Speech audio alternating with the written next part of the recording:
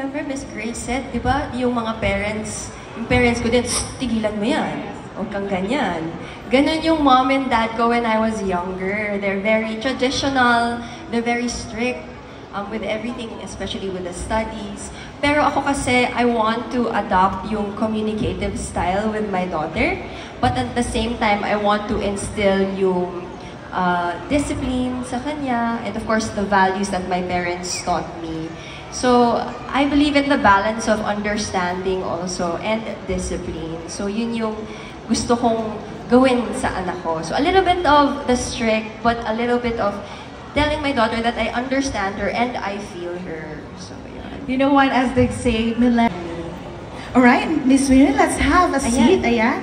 So, thank you so much once again for being part of this SM Super Moms Club Wellness Meet-Up. And we just want to quickly pick your brain about being a super mom, because I know you are one. So, are you ready for a series of questions?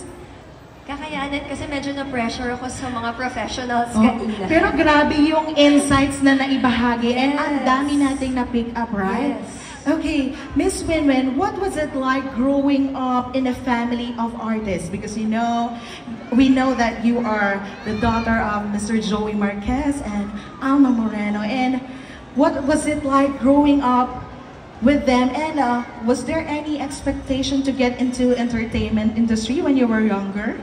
You know, I'm very lucky to grow up with people na talagang into creativity, the passion for the arts, and of course, yung acting nila, di ba? But, you know, my parents talaga didn't push me to what they want me to do.